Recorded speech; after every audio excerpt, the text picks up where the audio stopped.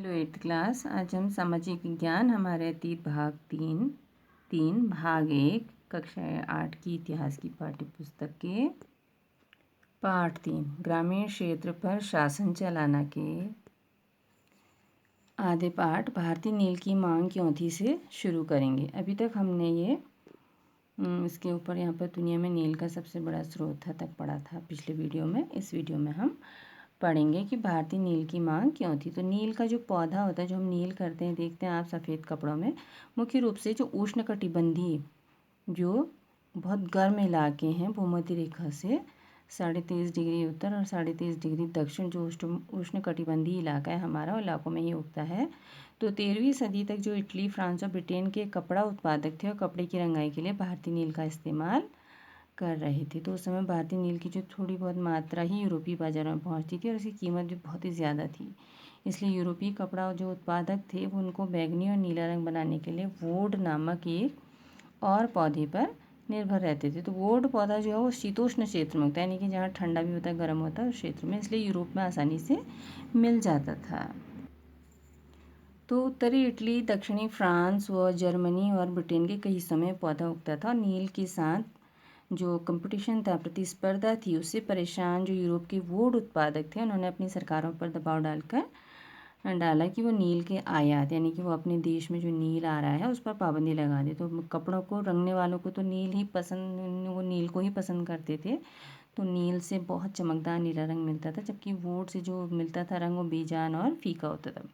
तो 17वीं सदी तक आते आते यूरोपीय कपड़ा उत्पादकों ने नील के आयात पर लगी पाबंदी में ढील देने के लिए अपनी सरकारों को राज़ी कर लिया। कैरिबियाई जो द्वीप समूह स्थित सेंट डोमिंगो था, उसमें फ्रांसीसी, ब्राज़ील में पुर्तगाली, जमैका में ब्रिटिश और वेनेजुएला में स्पेनिश लोग नील की खेती करने लगे। और तो उत्तरी अमेरिका के बहुत सारे भागों में नील के बागान सामने आ गए थे। तो बागान यानी कि एक बहुत बड़ा बगीचा जो होता है, देखिए यहाँ पर लिखा है, एक विशाल खेत जिस पर बागान मालिक बहुत सारे लोगों से जबरन काम करवाता था। कॉफ़ी, गन्ना, तंबाकू, चाय और कपास आदि के विषय में बागानों का जिक्र किया जाता है।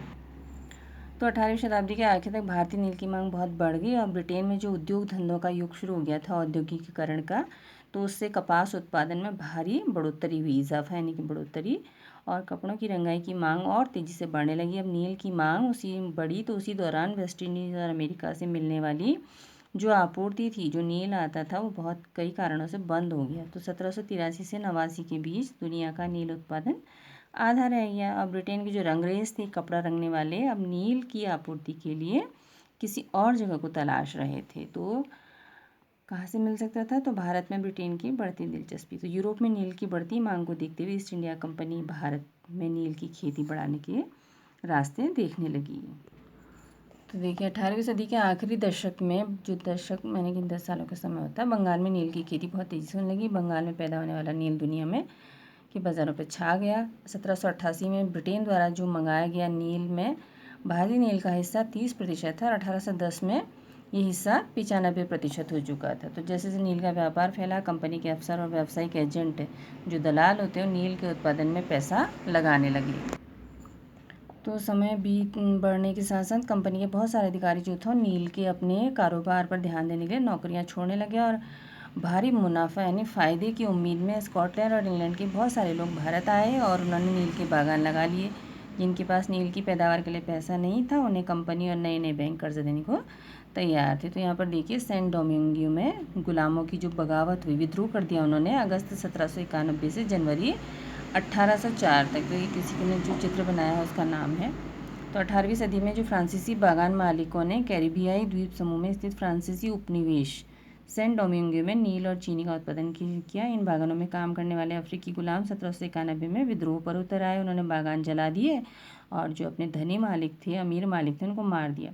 1792 में फ्रांस ने अपने उपनिवेशों में दास प्रथा समाप्त कर दी। उपनिवेश यानी कि उन्होंने वहाँ पर उस जगह पर अधिकार कर रखा था और अपने फ़ायदे के लिए उनका प्रयोग करते थे। तो इन घटनाओं की वजह से कैरिबियाई द्वीपों में नील की खेती ठप हो गई। अब नील की खेती कैसे होती थी? तो दो तरीके थे, निज और रैयती। एक तो प्राइवेट जो कहा जाता है अपने, और रैयती यानी किसान जो थे वो अपने खेतों पर करते थे। निज खेती की व्यवस्था में बागान मालिक खुद अपनी ज़मीन में नील का उत्पादन करते थे।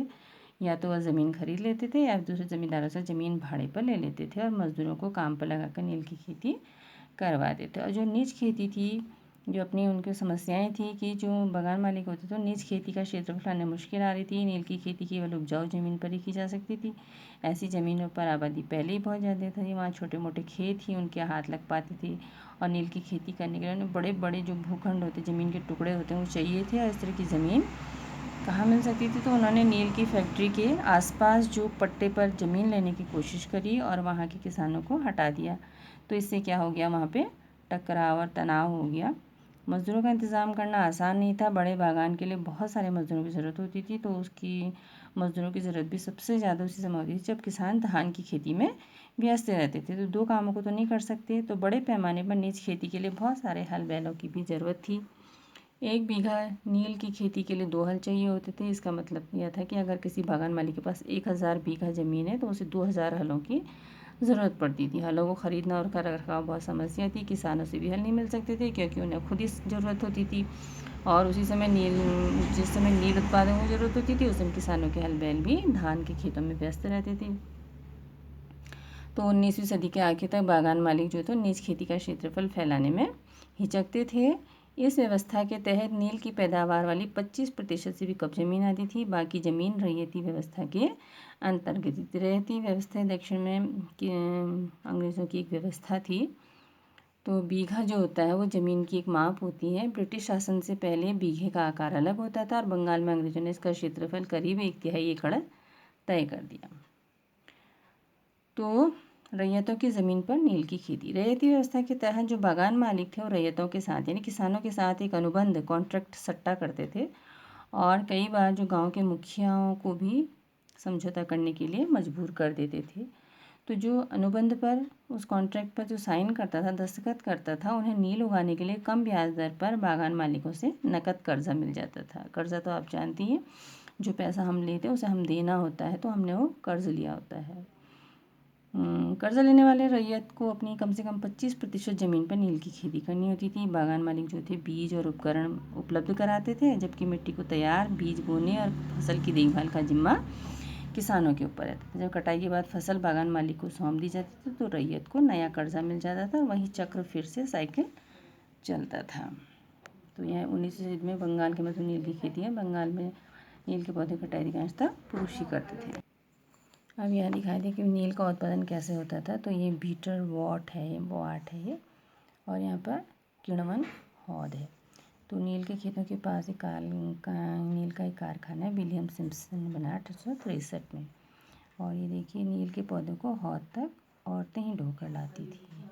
तो नील गांव जो था वो आमतौर पर बागान मालिकों की फैक्ट्रियों के आसपास ही होते थे। कटाई के बाद नील के पौधों को कारखाने में स्थित वैट्स हौद में पहुंचाया जाता था, बनाया होता था सीमेंटेड। तो नील का रंग बनाने के लिए 3 या 4 कुंडों की ज़रूरत पड़ती थी और प्रत्येक हौद का अलग काम था। नील के पौधों से पत्तियों को तोड़कर पहले एक कुंड में गर्म पानी में कई घंटों तक डुबाया जाता था। इस हौद को किण्वन या स्टीपर कुंड कहा जाता था।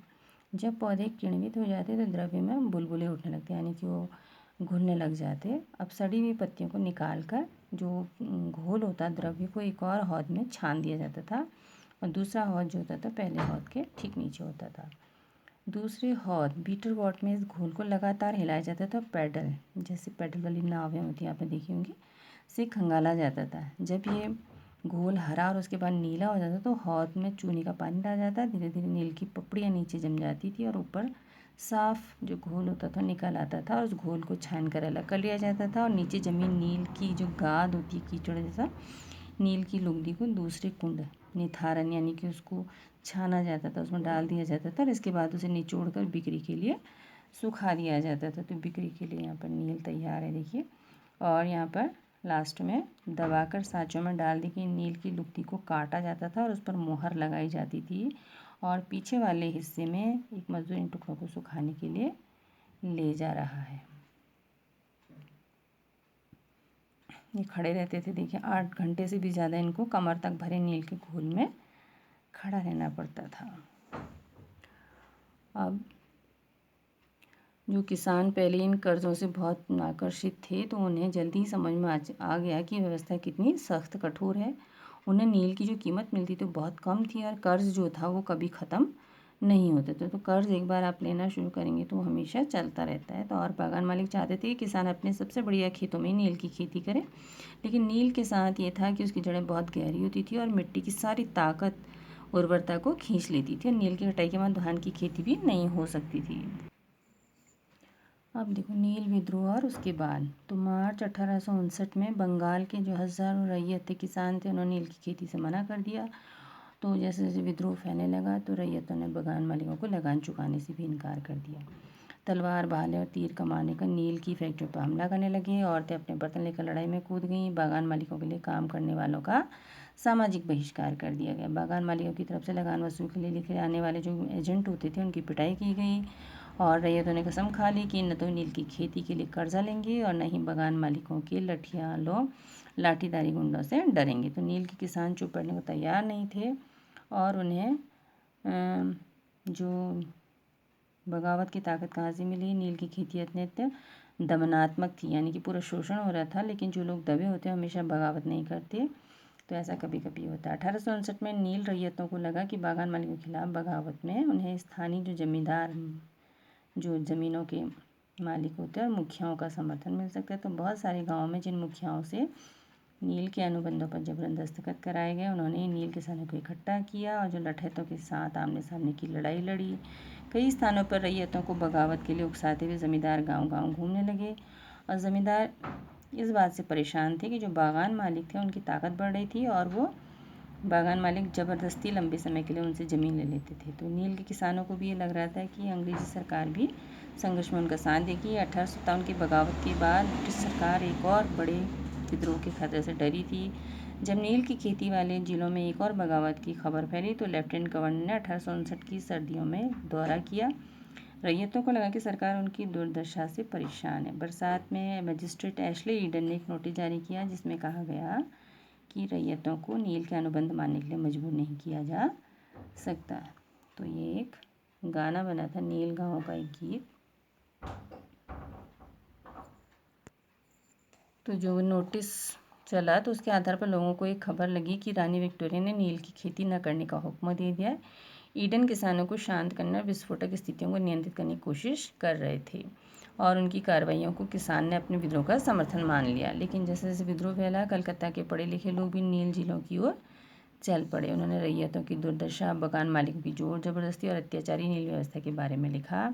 इससे परेशान होकर सरकार को बागान मालिकों की रक्षा के लिए सेना बुलानी पड़ी। नील उत्पादन व्यवस्था की जांच करने के लिए नील आयोग भी बनाया गया और इस आयोग ने बागान मालिकों को दोषी पाया, जोर जबरदस्ती के लिए उनकी आलोचना की, यानी बुराई करी। आयोग ने कहा कि नील की खेती रैयतों के लिए फ़ायदे का सौदा नहीं है। उन्होंने कहा कि वे मौजूदा अनुबंधों को पूरा करें, लेकिन आगे से चाहे तो नील की खेती बंद कर सकते हैं। इस बगावत के बाद बागानों में नील का उत्पादन समाप्त हो गया, धराशायी हो गया, नहीं समाप्त हो गया और बागान मालिक बिहार पर ध्यान लगे। 19वीं सदी के आखिर में जो कृत्रिम रंग होते हैं, आर्टिफिशियल कलर होते हैं, उनका निर्माण होने लगा और इससे उनका व्यवसाय भी बुरी तरह प्रभावित हुआ, लेकिन वो उत्पादन फैलाने में सफल रहे। जब महात्मा गांधी दक्षिण अफ्रीका से लौटे तो बिहार के किसान ने उन्हें चंपारण आकर नील किसानों की दुर्दशा को देखने का न्योता दिया। 1917 में महात्मा गांधी का दौरा नील बागान मालिकों के खिलाफ चंपारण आंदोलन की शुरुआत थी। तो ये स्रोत 3 जिससे पता लगता है कि नील के बारे में क्या बातें हुई थी। तो उन्होंने कहा कि भीख मांग लूँगा परंतु नील नहीं उगाऊंगा। तो एक काश्तकार किसान थे हाजी मुल्ला, तो उन्होंने नील आयोग के सदस्य से बात की और जवाब इस तरह से दिए।